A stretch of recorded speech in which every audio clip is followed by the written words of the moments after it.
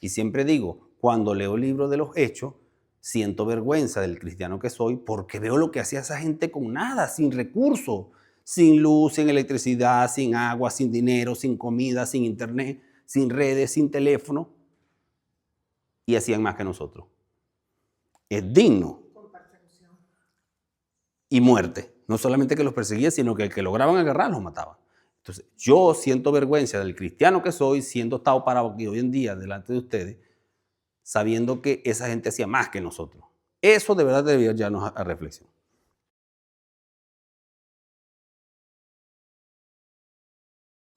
Padre, una vez más pedimos que sea tu Espíritu Santo que nos guíe a través de las Escrituras, que sea tu Espíritu Santo con poder y para tu gloria, que abra nuestro entendimiento, nuestro razonamiento, se rinda ante tu palabra y que seas tú quien nos dé, mi Dios, la visión espiritual de lo que aquí estudiemos y leamos en tu palabra.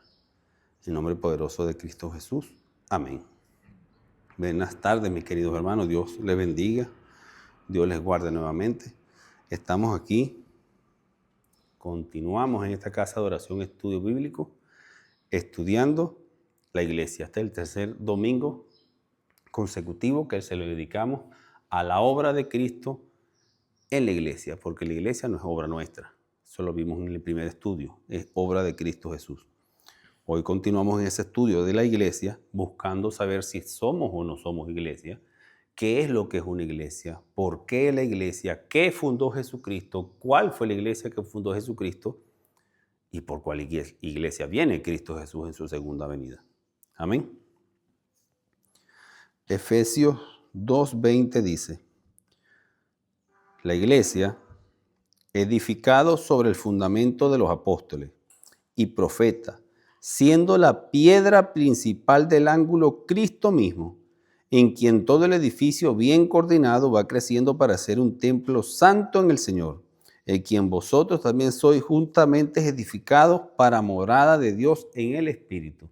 La iglesia, nos dice en las cartas, específicamente en Efesios, que es lo que acabamos de leer, que somos como un edificio, metafóricamente hablando, y que el fundamento de ese edificio, el fundamento son los apóstoles, y que la piedra angular, o sea, quien da el ángulo verdadero que apunta hacia arriba en una excelente y perfecta dirección, un ángulo perfecto, es Cristo Jesús. Esa es la visión de la iglesia bíblica, lo que fundó Jesucristo. Veíamos la primera clase sobre la iglesia, que en Hechos 1, Cristo asciende a los cielos, da la dirección, da las órdenes a sus apóstoles de que la iglesia sería fundada y sería puesta en funcionamiento unos días luego de su ascensión. En el capítulo 2 de Hechos vimos que en el día de Pentecostés pone en funcionamiento a la iglesia, Jesucristo, a través del Espíritu Santo. Los llena, bautiza con el Espíritu Santo, llena del Espíritu Santo a sus apóstoles y pone en funcionamiento a la iglesia. Que decía al final de esa clase, que perseveraban en la doctrina de los apóstoles. La iglesia perseveraba en la doctrina de los apóstoles. ¿Cuál es esa doctrina? Lo que Jesucristo enseñó, en oración, en comunión al Señor. Y el Señor añadía, Dios Padre Todopoderoso, Cristo, el Hijo y el Espíritu Santo, añaden a la iglesia los que han de ser salvos. La función de la iglesia es ser iglesia, ser una comunidad de cristianos, como decíamos en esa primera clase. En Hechos 7, matan a Esteban.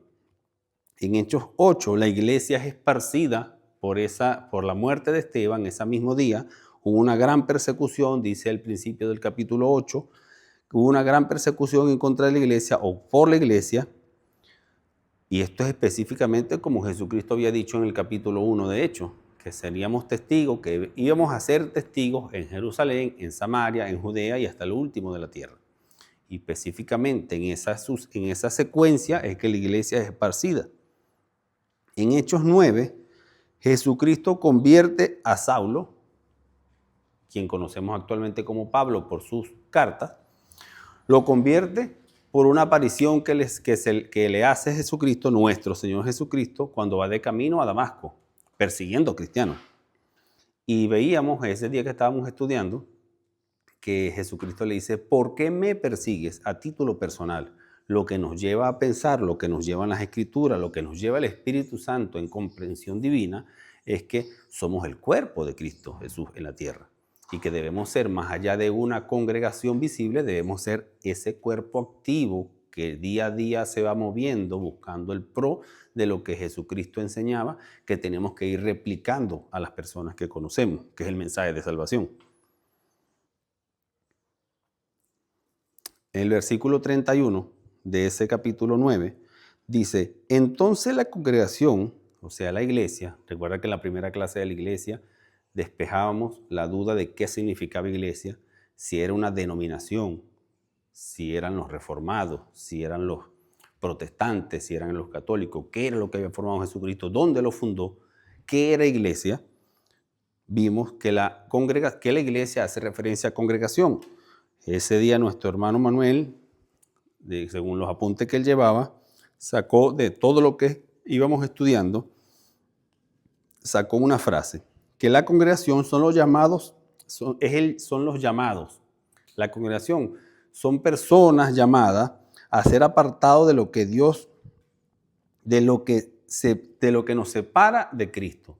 La congregación son personas que son llamadas a estar separados de lo que nos separa de Cristo, a estar fuera del mundo, de ese sistema del mundo que es lo que nos separa de Cristo.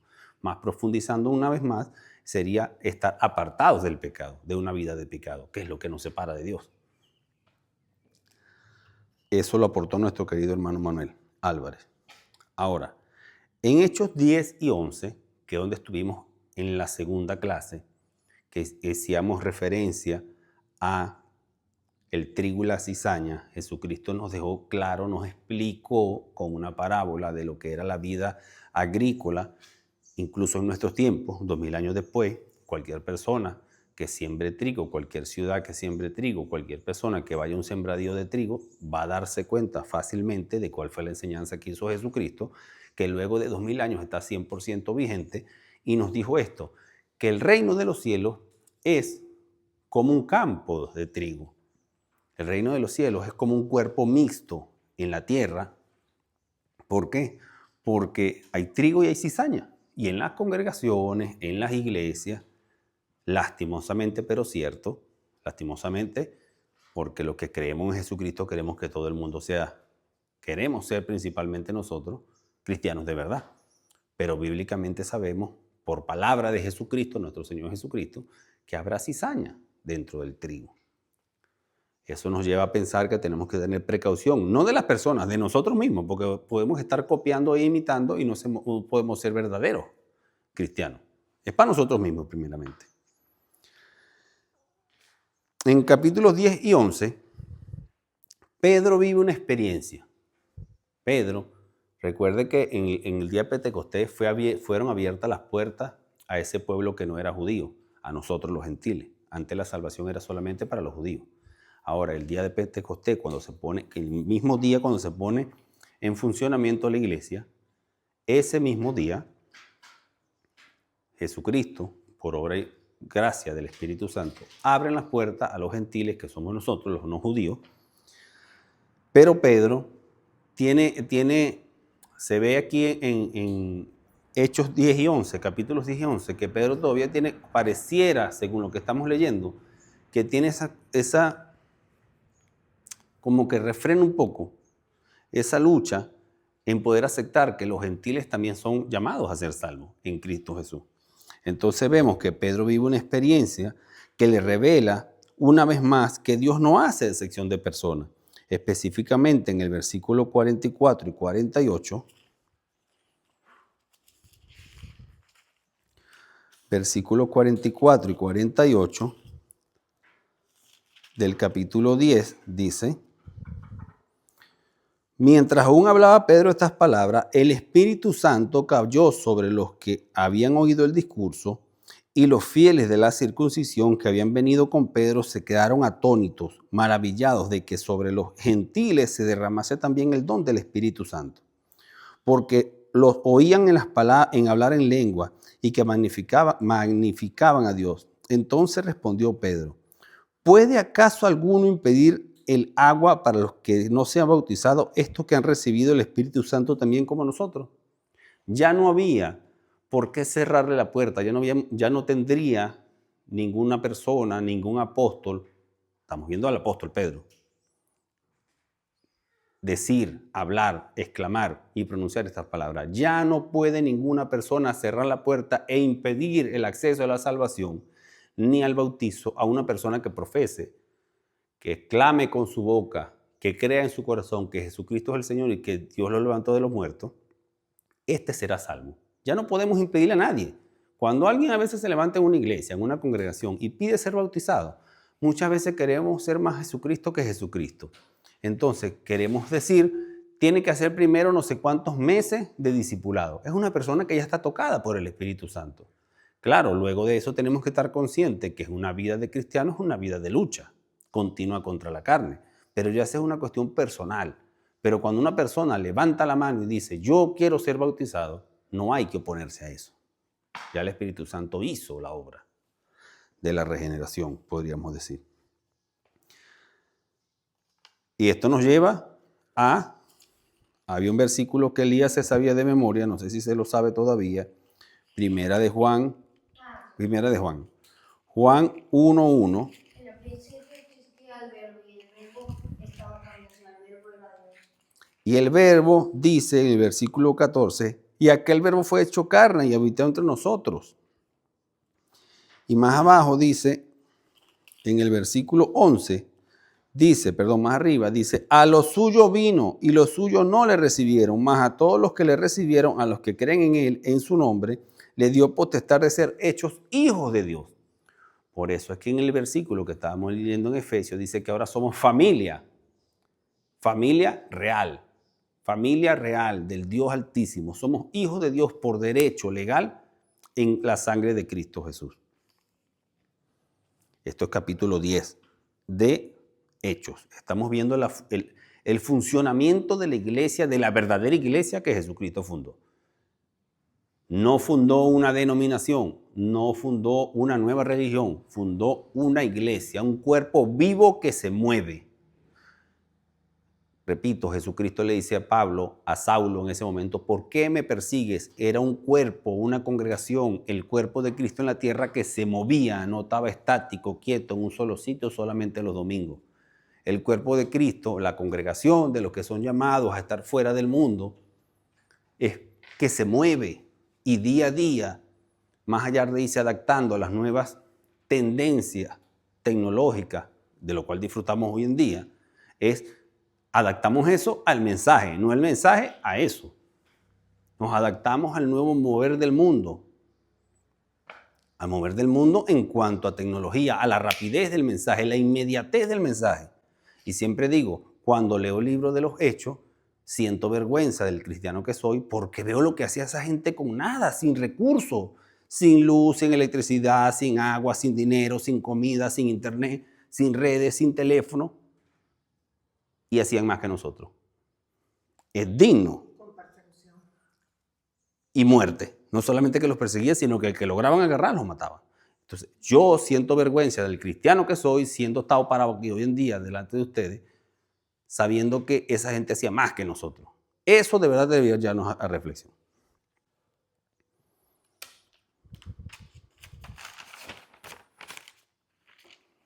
Pero hasta ahora, hasta este punto de la historia de la iglesia, me gusta estudiar mucho la iglesia, la verdadera iglesia. Por cierto, esta clase hoy se llama, empezamos de una vez a entrar en materia y no nos detuvimos en el inicio. Es una iglesia visible, este estudio que estamos haciendo hoy aquí en comunidad. Una iglesia visible.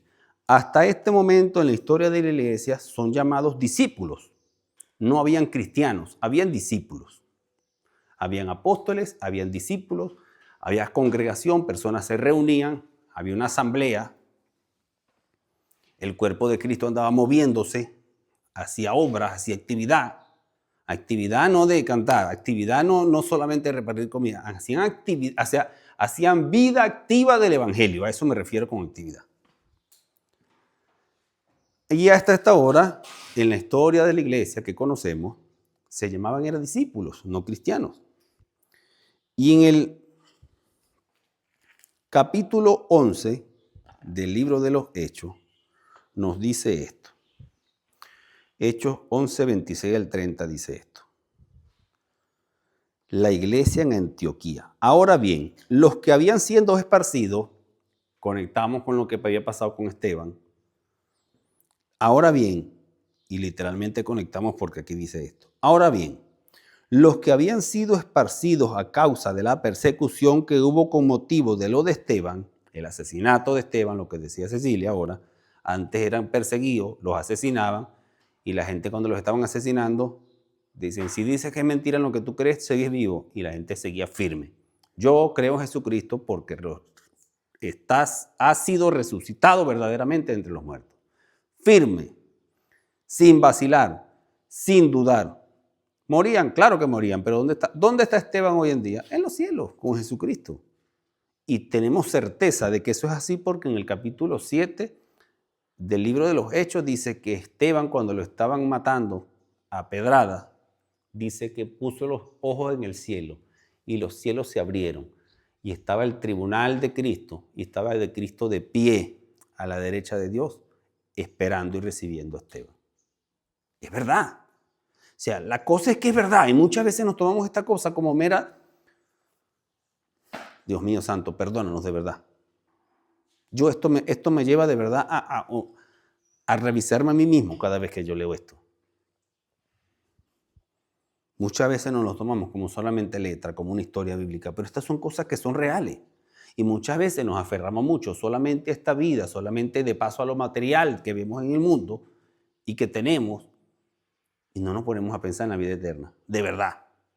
Esto es digno de verdad de ser evaluado cada quien en su habitación, en su cuarto, acostado y en la intimidad con el Señor. ¿Qué de verdad es lo que yo estoy haciendo? ¿Y qué de verdad es lo que yo estoy creyendo? Continuamos con la historia de la iglesia. Ahora bien, los que habían sido esparcidos a causa de la persecución que hubo con motivo de lo de Esteban, pasaron hasta Fenicia, Chipre y Antioquía, no hablando a nadie la palabra, sino solo a los judíos. Aquí venimos hablando de que se abría la puerta, que ya no solamente es para los judíos, todavía estaba esa transición de los discípulos a aceptar y reconocer, rendirse a la verdad de Jesucristo, que era un solo pueblo. Pero había entre ellos unos varones de Chipre y de Cirene, los cuales cuando entraron en Antioquía hablaron también a los griegos, anunciando el evangelio del Señor Jesús. ¿Anunciando el evangelio de quién? Del Señor Jesús. Ese es el evangelio, no hay más. Todo lo que no sea eso es mentira. Y lo mandó, y la mano del Señor estaba con ellos. Y un gran número creyó y se convirtió al Señor. Y llegó la noticia de estas cosas a oído de la iglesia que estaba en Jerusalén. La congregación que había quedado en Jerusalén se enteró de esto que estaba sucediendo. Y ahí enviaron a Bernabé a que fuese hasta Antioquía. Cuando llegó, vio la gracia de Dios y se regocijó. Y exhortó a todos los que con propósito de corazón permaneciesen fieles al Señor. Muchas veces, lamentablemente, estamos estudiando la iglesia, la historia de la iglesia, qué es lo que estamos haciendo como iglesia, a qué iglesia pertenecemos, porque hay que pertenecer a una iglesia visible ante los ojos del mundo. Pero muchas veces vemos que cuando algún pastor, cuando algún hermano de otra congregación se entera que a otro hermano le está yendo bien en otra cosa, no se regocija, como dice aquí la palabra, sino que siente envidia y celos, lo que hoy llaman muy decentemente, no tiene celos ministerial, no, tiene orgullo en su corazón porque él no lo está haciendo y no es el protagonista del asunto, es la verdad. Y aquí acostumbramos a hablar con la verdad. Hablamos con la verdad no para señalar, sino para corregirnos a nosotros mismos. ¿Qué es lo que estamos haciendo? Porque era varón bueno y lleno del Espíritu Santo y de fe. Hay una cuestión, mire, que cuando hablábamos del trigo y la cizaña, creo que fue la clase pasada, llega el momento en que usted tiene que dar fruto de que usted de verdad está lleno del Espíritu Santo. Y una gran multitud fue agregada al Señor. ¿Vio que es el Señor que va agregando?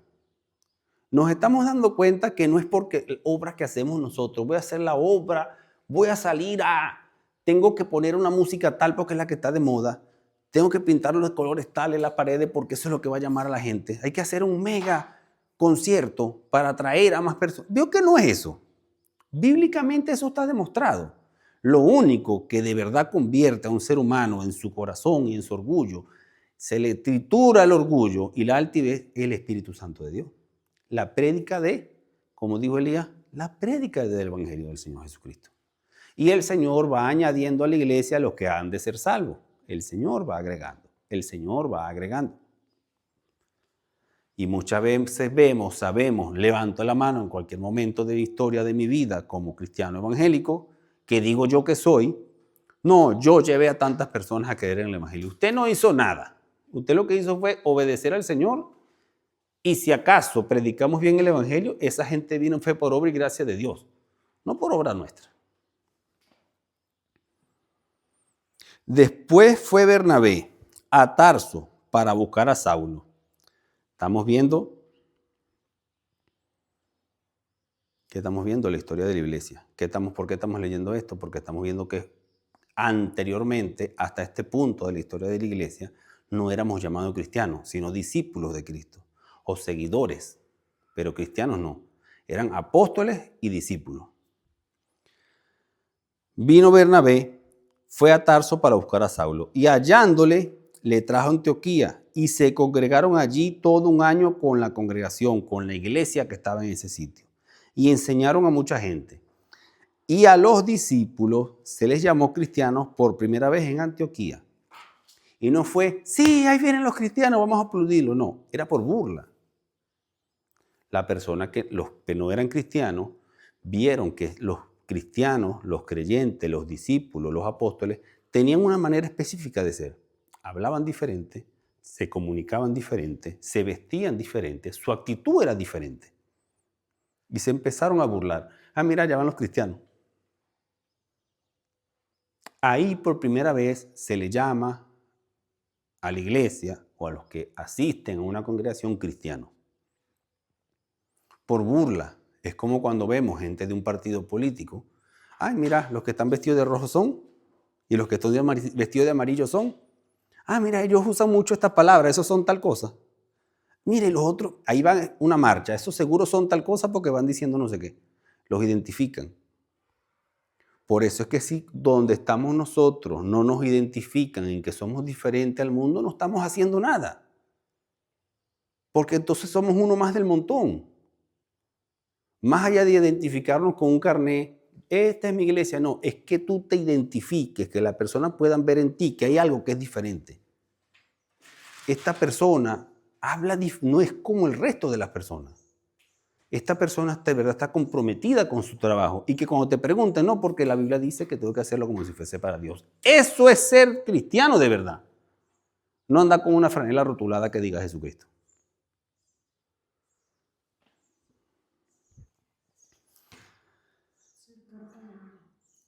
Ser carta abierta y leída. Somos carta leída. Y a los cristianos y a los discípulos se les llamó cristianos por primera vez en Antioquía. En aquellos días,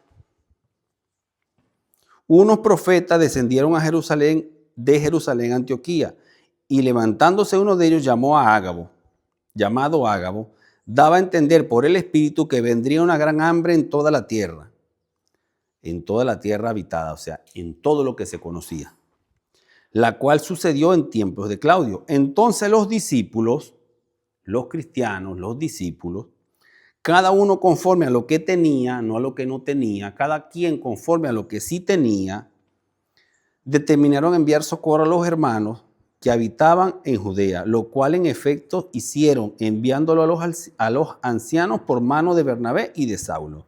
¿Cuál era el motivo? Había una necesidad. ¿Cuál fue el mecanismo? Una ofrenda. Mira, cuando no es el tema, pero este versículo lo dejamos de tarea y nos lo apuntamos en un lado de nuestra página, que tenemos que estudiar en algún momento y exponer en algún momento los diezmos y las ofrendas. Y muchas veces la gente dice, yo diezmo porque es eso y ya. Pero nos estamos quedando cortos, porque en el Antiguo Testamento, que es donde se hablaba de diezmo, no era solamente el 10%. Y de eso hablaremos en ese punto. Pero ahora nosotros que estamos bajo la gracia, no es tu 10%, Si usted tiene más del 10% y sabes que un hermano en Cristo, sabes que una comunidad, que una familia se está muriendo de hambre, tú tienes cómo dar más ofrenda. Entonces no es solamente el 10%. Si nos estamos entendiendo lo que dice aquí. Cada quien conforme a lo que tenga. Porque si nos apegamos solamente a la ley del 10%, no estamos haciendo nada, lo estamos haciendo por ley. Y la ley lo que hace es condenarnos. En la ley no hay salvación. ¿Usted quiere colaborar? ¿Tiene solamente 10? ¿Tiene solamente 100? No, pero yo te voy a dar el 10 porque dice el 10. Puede dar más de eso. Y la Biblia dice, y será bendecido el que da abundantemente, con un corazón Contrito y humillado. y alegre. ¿Por qué? Porque lo estás haciendo porque quieres ayudar, quieres hacerlo por gracia, no por ganarme nada. Ya yo sé que yo no me gano nada de la salvación, yo no me la gané, yo no me merecía eso. Dios me la regaló por gracia y misericordia. Yo quiero hacer cosas. Ese es el cuerpo de Cristo. Continuamos en la historia de la iglesia para no desprendernos un poquito del tema, pero es que hay versículos que hay que aprovecharlos sobre la marcha. Entonces pasa a llamarse de discípulos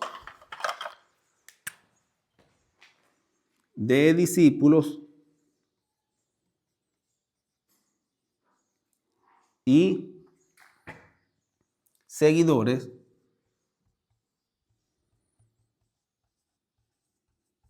se pasó a llamarnos, a que nos llamaran por burla, por señalarnos y burlarse de nosotros, o en aquel momento de esas personas nos empezaron a llamar cristianos.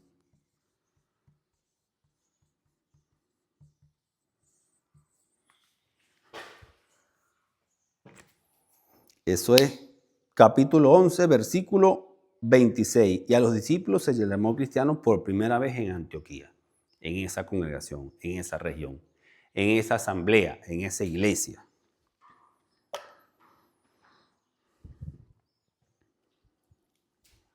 Capítulo 12. Venimos haciendo un recuento muy rápido por el libro de los Hechos porque queremos ver la iglesia en movimiento. Hechos 12, muerte a Jacobo, Santiago el mayor, lo matan a espada, lo que decíamos. La iglesia de verdad, esa iglesia visible que fundó Jesucristo, donde todos eran cristianos y asumían a título personal, yo soy cristiano y me voy a morir siendo cristiano, pase lo que me pase. Y se mantenían firmes en el evangelio, aunque los estuviesen matando a espada como Jacobo, Santiago el mayor, o a Esteban a piedra, se mantenían firmes. No nos echábamos a llorar por un dolor de cabeza, ni porque salimos mal en un examen, ni porque el carro se nos espichó, ni porque nos botaron de un trabajo. ¿Ven la diferencia? En aquel mismo tiempo el rey Herodes echó a mano a algunos de los de la iglesia, lo que veníamos conversando, a la iglesia visible, todo lo que se era congregado, todas las personas que se congregaban eran de verdad cristianos. En aquel mismo tiempo el rey Herodes echó mano a algunos de la iglesia para matarle y mató a espada a Jacobo, hermano de Juan, esto es, a Santiago el mayor. Y viendo que esto había agradado a los judíos, procedió también a prender a Pedro. A Pedro le echaron mano y lo metieron en la cárcel. Lo único que a Pedro, para gloria de Dios, no porque haya querido más a Pedro que a Santiago el mayor, por registro bíblico, a Pedro le manda un ángel, nuestro Señor Jesucristo, y lo saca de la cárcel. Un ángel. Esto es capítulo 12. Encarcelan a Pedro, le saca un ángel de la cárcel, el ángel del Señor dice, uy, que se me pegan las páginas.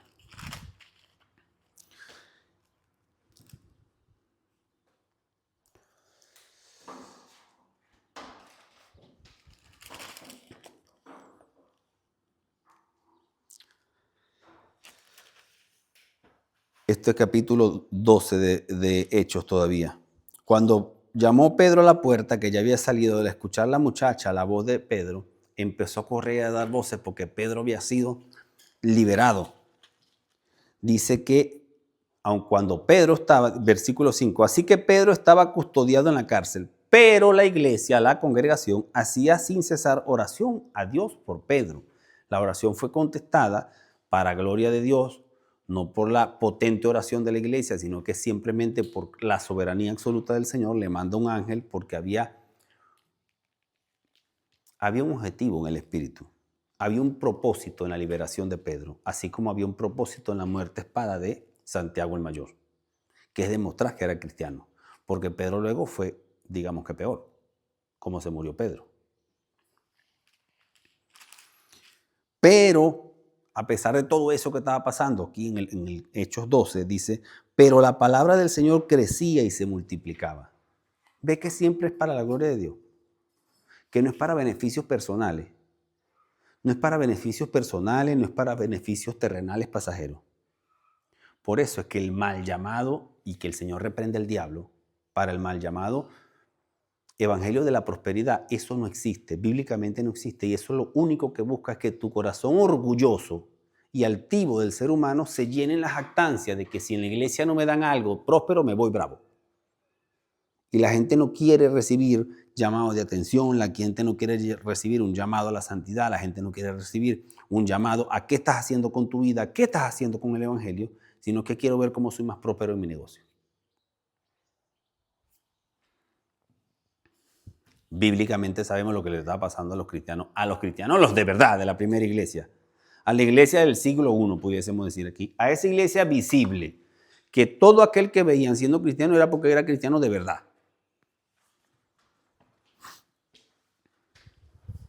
Hechos 13. Estamos viendo a la iglesia visible del primer siglo. Estamos viendo a la iglesia, a la de verdad, a la que fundó Jesucristo.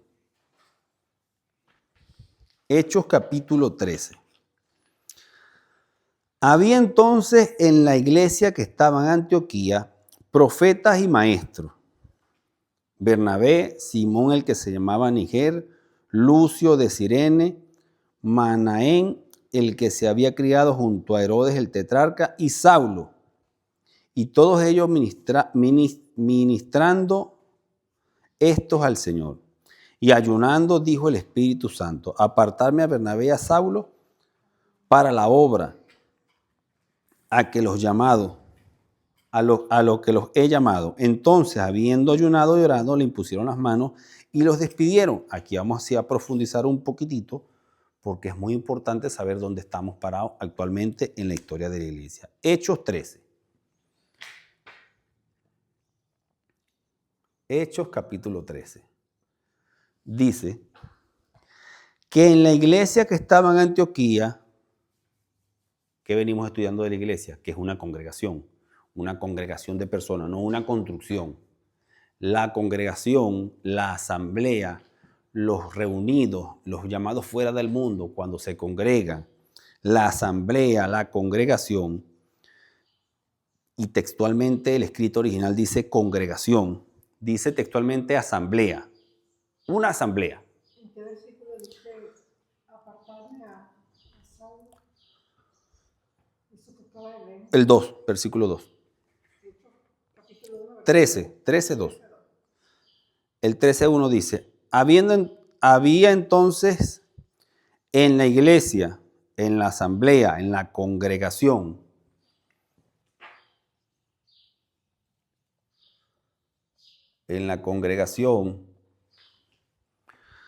había entonces en la congregación que estaba en Antioquía, habían profetas y maestros. Vamos a poner esto aquí, ¿qué se me hizo el? Habían profetas y maestros.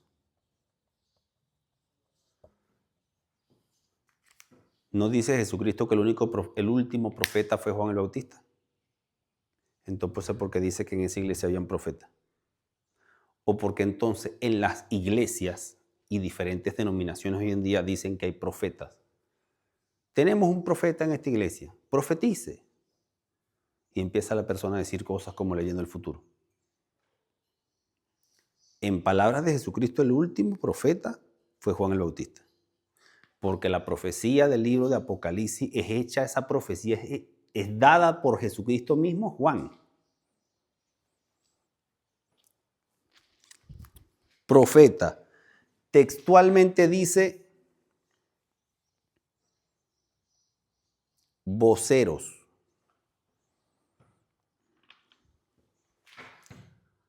Lo que viene a ser predicadores.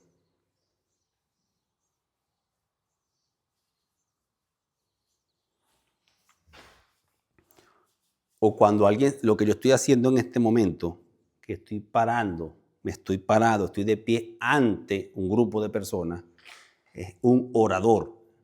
El orador de orden. ¿Han escuchado eso en algún momento? Un orador, no porque esté orando, sino porque está hablando ante un grupo de personas.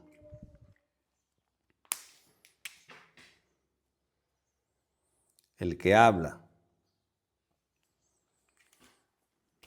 En esta congregación habían profetas. Sabemos que no era anticipando cosas del futuro, ni en el caso del Antiguo Testamento, que eran como la conciencia de Israel y decían, el Señor dice esto, y lo que mayor decían era calamidades, les va a pasar esto por ser infieles al Señor, por andar fornicando con los demás ídolos.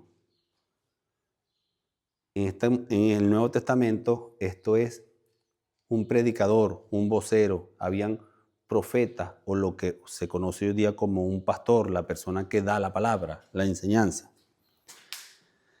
Y si queremos profundizar un poquito más porque no estamos conformes o porque queremos profundizar un poquito más, esto que está aquí, que es de pro, quiere decir delante de.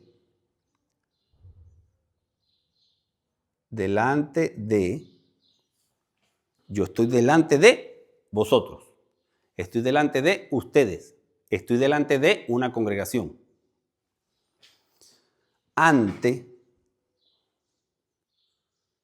Estoy ante la sala. O enfrente. Estoy delante de ustedes, estoy frente a ustedes, estoy ante ustedes, siendo el orador, el que habla, el vocero, el predicador.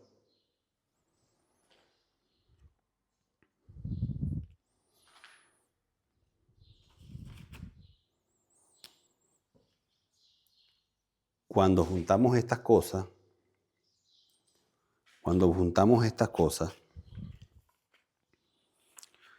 dice que es un instructor. Esto, maestro, más allá de que sabemos que es de donde viene la palabra didacta, es un autodidacta. No solo trae innato. Jorge Luis Torres usaba mucho, no es innato. Lo trae consigo de fábrica.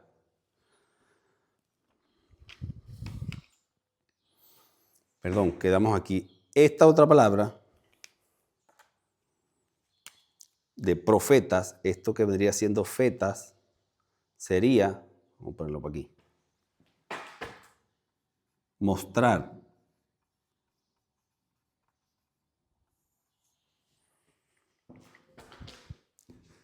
Dar a conocer.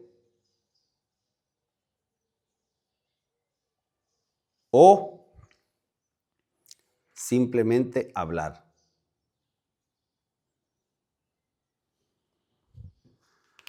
Por eso es que en el Nuevo Testamento, cuando se hace referencia a un profeta, se está diciendo que es la persona que está delante. No, quiero que me lo diga. Porque dice que también constituyó los 5 ministerios de la iglesia: maestros, Sí. profetas, evangelistas, pastores y el otro, ¿cómo es? Apóstoles. Constituyó sus 5 ministerios para la edificación de la iglesia, de la congregación, para que toda la congregación sea edificada en la palabra del Señor. Claro, pero cuando el Nuevo Testamento habla de profeta, no está hablando de cosas de futura. ¿Qué era la segunda función de un profeta? Porque un profeta del Antiguo Testamento, los profetas de verdad del Antiguo Testamento, la segunda función era ver cosas futuras, porque la primera función es llamar, estás haciendo mal. Cuando nos ponemos a leer el Antiguo Testamento, lo primero que decía un profeta era como ser la conciencia del pueblo. Y lo primero que decían era, tú estás haciendo mal, tú andas en fornicación, tú estás haciendo mal esto, tú eres un no sé, era lo que hacía el profeta. Y luego decía el futuro, y porque estás haciendo eso te va a caer patatán. Y ojo, no decía, yo te digo, yo profetizo, no. El Señor dice, y ahí decía el mensaje de Dios.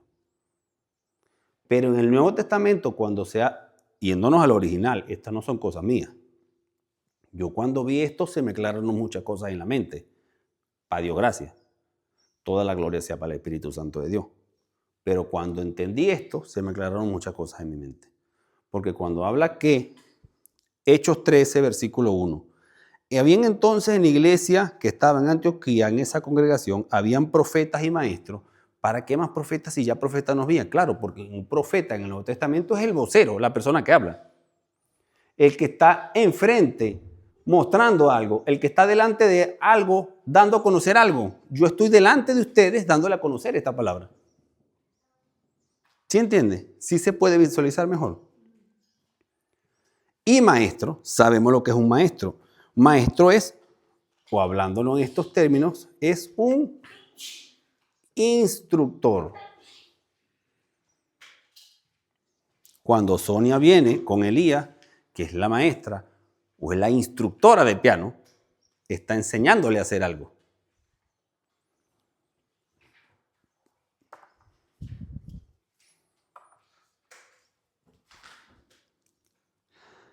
Habían profetas y maestros, y entre esas personas estaban, que hacían estos oficios, Bernabé, Simón el que se llamaba Niger, Lucio de Cirene, Manaén, el que había criado junto con Herodes el tetrarca, y Saulo, el que conocemos hoy en día como Pablo. Y ellos ministrando al Señor.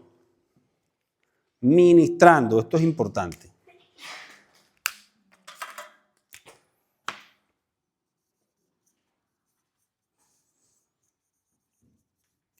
Ministrando. ¿Qué quiere decir ministrando? Estaban estas personas que nos dice el versículo 13, haciendo estas funciones y que estaban haciendo ministrando. ¿Qué es ser un ministro? Que la gente se le vuela la cabeza y se le suben los humos cuando agarra un cargo. Y por eso digo, lastimosamente, las iglesias modernas han convertido el cristianismo en un partido político porque cuando agarran un cargo o están del líder en algún ministerio o son el líder de la iglesia o son el pastor de la iglesia, nada, esto es mío. No somos dueños de absolutamente nada, la iglesia es del Señor. Y la iglesia la puso en funcionamiento Cristo Jesús a través del Espíritu Santo. Eso le pertenece a Él. ¿Somos qué?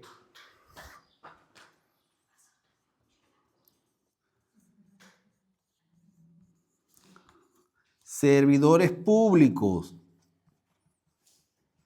¿Se acuerda cuando en Venezuela entró el chavismo y llegó y dijo que los servidores públicos eran empleados de las personas, de los ciudadanos?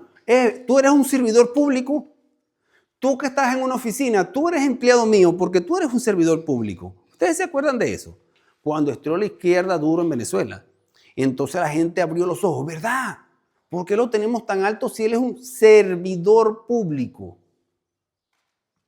Estas personas que estaban en esta congregación haciendo de profeta, palabra que la Reina Valera tradujo como profeta, pero que es un vocero, que es alguien que predica, un predicador que habla y maestros que enseñan, que instruyen, son servidores públicos.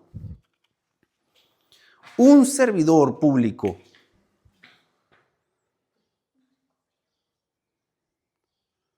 Un servidor. ¿Qué hace el servidor? Sirve. ¿Qué hace un servidor? Sirve.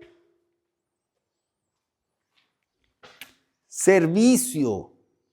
Servimos. Trabajamos públicamente. No nos pertenece.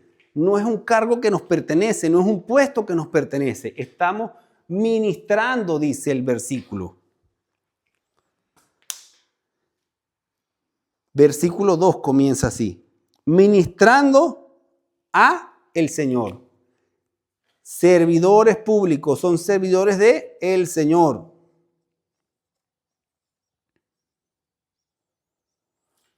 Cuando Elías se para aquí, él está sirviendo al Señor. Cuando Cecilia en la calle dice algo, enseña, habla, porque es la vocera, porque está predicando o está instruyendo a las mujeres a valorar a sus esposos, está instruyendo, está sirviendo de maestra a las personas que están casadas. Mira, yo pasé por esto. Está instruyendo, está sirviendo al Señor. Usted cuando hace eso está sirviendo al Señor. Elías lo que hizo esta mañana aquí, antes de empezar el culto, que es, digamos, el adorador que tenemos aquí principal, él está sirviendo al Señor, no a mí. Cuando ese muchacho se para aquí con todo su esfuerzo, con todo lo que sabemos que le ha tocado, para los que saben y los que no, lograr esas notas en ese instrumento para que le salga la melodía, tu hijo está sirviendo al Señor. Eres un siervo de Dios. De eso es lo que se trata todo esto.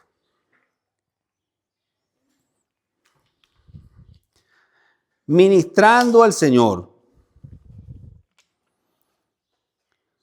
Cuando profundizamos un poco más en lo que es ministrar, me gusta esto porque nos pone en nuestro sitio.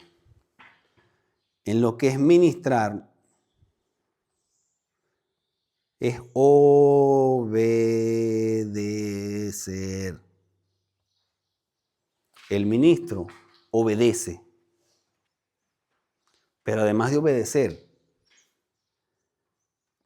alivia. ¿Qué alivia? La carga que alivia a las ovejas. Por eso es que dice que a unos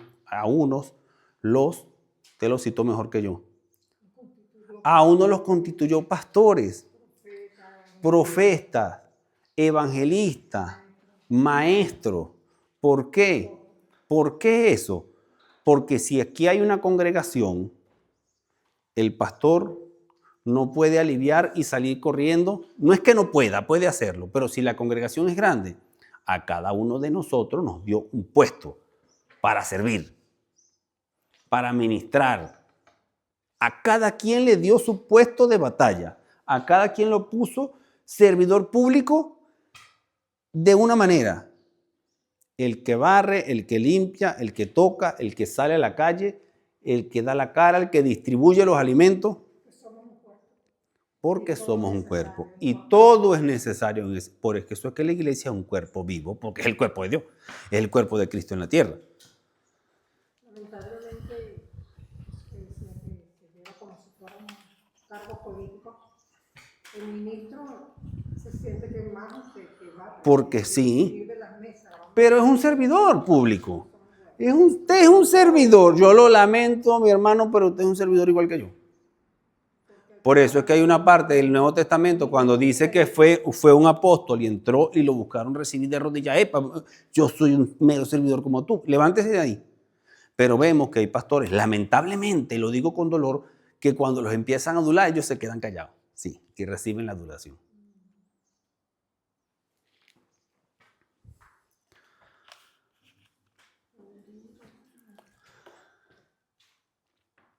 Ellos, entonces, enviados por el Espíritu Santo, descendieron a Seleucia y de allí navegaron a Chipre. Y llegados a Salamina, anunciaban la palabra de Dios en las sinagogas de los judíos.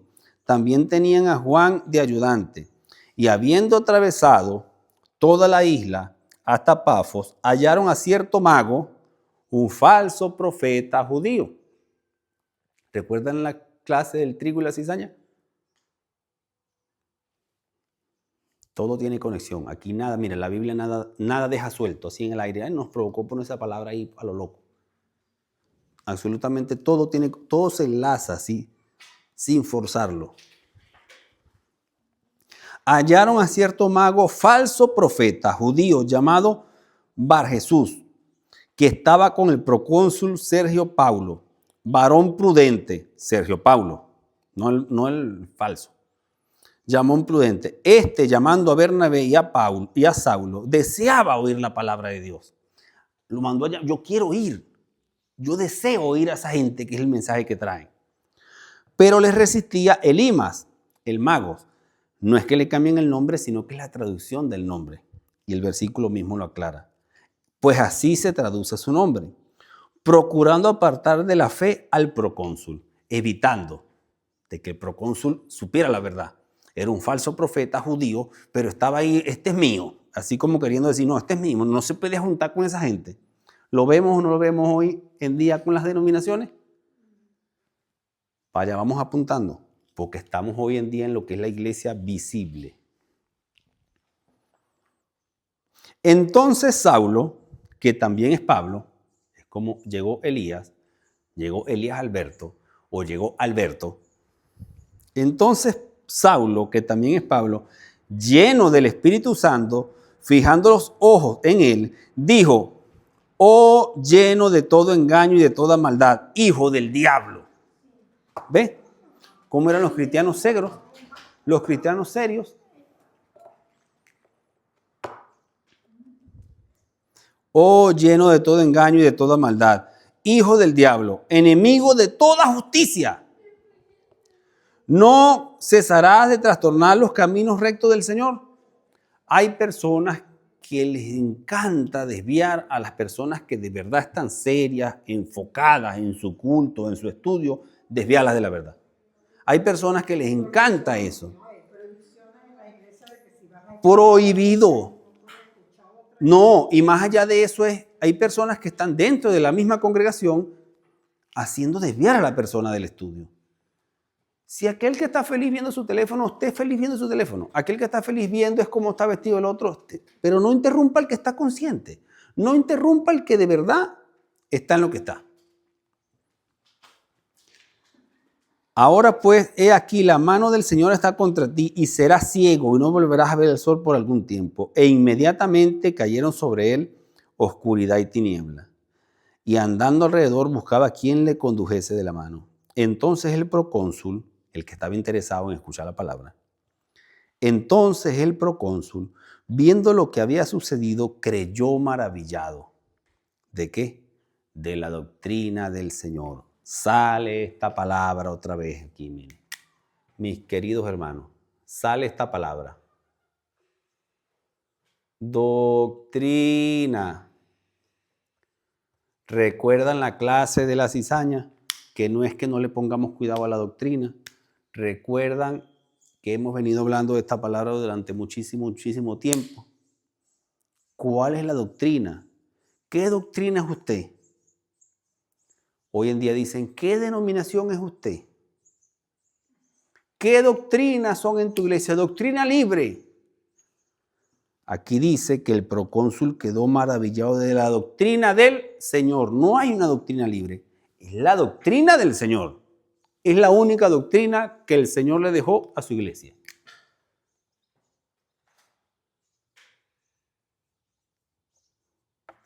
Es la única doctrina, la del Señor Jesucristo, que le dejó a la iglesia.